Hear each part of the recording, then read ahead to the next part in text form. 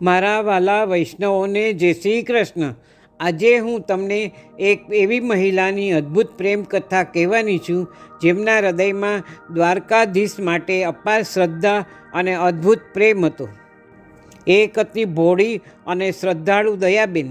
તેમના મનમાં હતું કે જીવનમાં એકવાર કોઈ દ્વારકા જઈને પોતાના વાલા દ્વારકાધીશના દર્શન કરવા જ છે. આખરે તેમનું સ્વપ્ન પૂરું થયું અને તેઓ ખુશી ખુશી દ્વારકા પહોંચ્યા. મંદિરમાં જ્યારે તેમણે દ્વારકાધીશના મનોહર દર્શન કર્યા ત્યારે તેમનું હૃદય ભાવથી છલકાઈ ગયું. દર્શન પછી તેમણે પોતાની બચતના 200 રૂપિયા ભગવાનના ચરણોમાં અર્પણ કર્યા. પૂજારીએ પ્રેમથી તેમને એક પેંડો પ્રસાદ તરીકે આપ્યો, પણ દયાબેનના મનમાં હતું કે તેમણે 200 રૂપિયા આપ્યા છે તો તેમને 2 પેંડા તો મળવા જ જોઈએ. તેમને પૂજારીને કહ્યું, મહારાજ, મને 2 પેંડા આપો.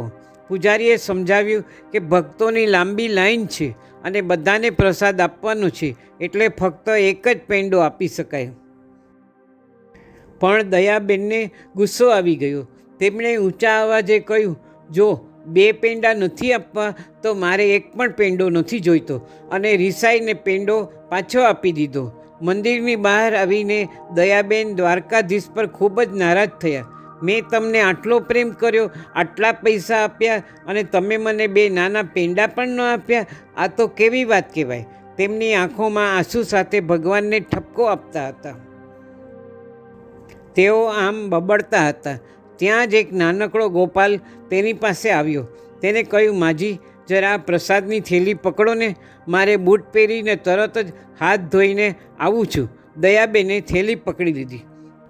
ગોપાલ ગયો, પણ 10 મિનિટ, અડધો કલાક અને પછી તો 1 કલાક પણ વીતી ગયો, પણ તે પાછો ન આવ્યો. દયાબેને આસપાસ જોયું, પણ ગોપાલ ક્યાંય ન દેખાયો.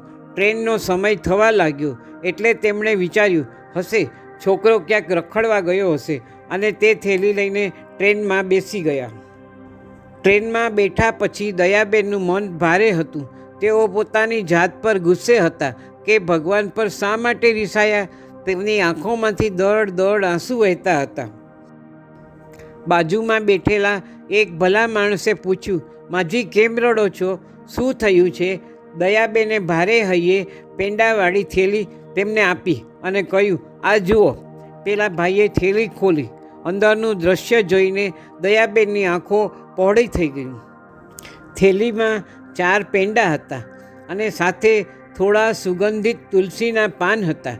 એક મંત્રમુગ્ધ કરતો સુગંધિત અત્તરવાળું કપડું પણ હતું, જેમાંથી ભગવાનની સુગંધ આવતી હોય એવું લાગતું હતું. અને સૌથી નવાઈની વાત તો એ હતી કે એક નાની ચિઠ્ઠી પણ હતી. જ્યારે ચિઠ્ઠી ખોલી ત્યારે તેમાં દ્વારકાધીશના પોતાના હસ્તાક્ષર હોય તેવું લાગતું હતું, અને લખ્યું હતું કે માજી, ઠાકોરજીથી રિસાતા નહીં. તમને 2 પેંડા જોઈતા હતા ને?